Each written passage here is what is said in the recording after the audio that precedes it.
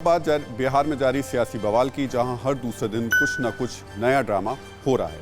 आज एलजेपी में अकेली पड़े चिराग पासवान ने पांचों बागी सांसदों पर कार्रवाई करते हुए उन्हें पार्टी से निकाल दिया।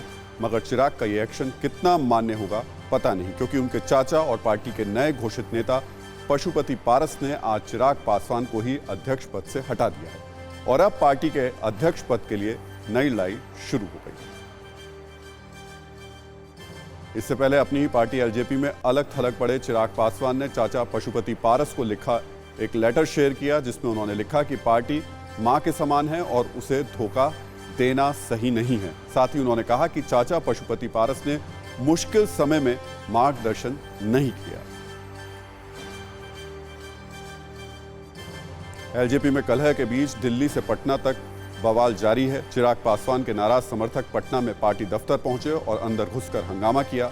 चिराग समर्थकों ने पशुपति पारस और दूसरे नेताओं के पोस्टर पर कालिक पोत दी। समर्थकों ने चिराग जिंदाबाद के नारे दिए।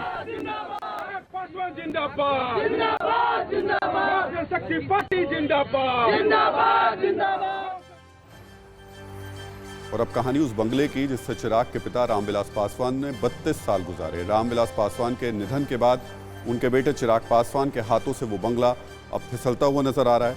चाचा की बगावत ने कैसे चिराग की सियासत पर ग्रहण लगा दिया, देखिए इस रिपोर्ट में।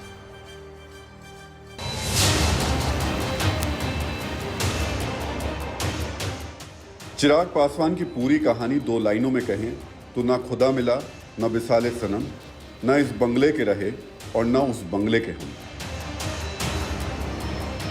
बिहार चुनाव में चिराग पासवान के नेतृत्व में लोक जनशक्ति पार्टी और उसके बंगला चुनाव निशान का बंटाधार हुआ। उसके बाद रामविलास पासवान के निधन के बाद उनके दिल्ली वाले पसंदीदा बंगले यानी 12 जनपद के हाथ से फिसलने का नंबर है। ऐसा क्यों है, पहले इसे समझिए। 5 सांसदों के अलग होने के बाद चिराग पासवान की ताकत बेमानी हो चुकी है। ऐसे में उनके केंद्र सरकार में शामिल होने की तमाम उम्मीदें लगभग ना के बराबर रह गई हैं। चिराग की माताजी का राज्यसभा जाना भी सियासी चक्रव्यूह में फंस गया है। चिराग पासवान ने अपनी मां रीना पासवान को अध्यक्ष पद देने की मांग की। चाचा पशुपति पारस की तरफ से कोई सकारात्मक प्रतिक्रिया नहीं आई। जब न कद रहा और न पार्टी में पद, तो चिराग के पास इस बंगला बचाने का अब कोई चारा नहीं है। अब ये बंगला चिराग पासवान के लिए कितनी अहमियत रखता है, इसे समझिए। बीते 3 दशकों से ये 12 जनपद दिल्ली से लेकर बिहार की राजनीति का केंद्र रहा है। रामविलास पासवान 10 जनपद यानी यूपीए चेयरमैन सोनिया गांधी के 3 दशकों से पड़ोसी रहे हैं। 12 जनपद वो बंगला है जिसके इर्द गिर्द बिहार से लेकर दिल्ली तक की राजनीति चक्कर काटती रही है। रामविलास पासवान का यह बंगला हर जाति वर्ग के लिए हमेशा खुला रहता था।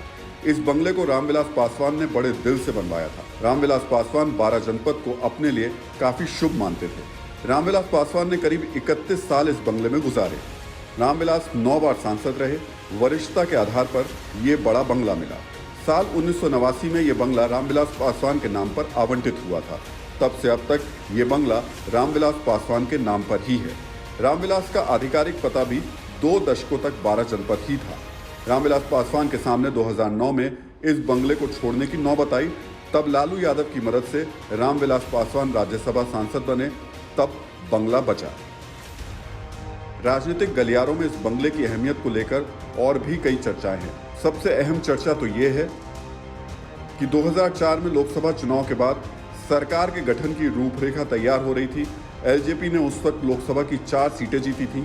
उस समय एलजेपी को साथ लाने में खुद सोनिया गांधी की दिलचस्पी थी। सोनिया गांधी 10 जनपद से पैदल चलकर 12 जनपद पहुंची। सोनिया गांधी रामविलास पासवान को नए साल की शुभकामनाएं देने पहुंची थी।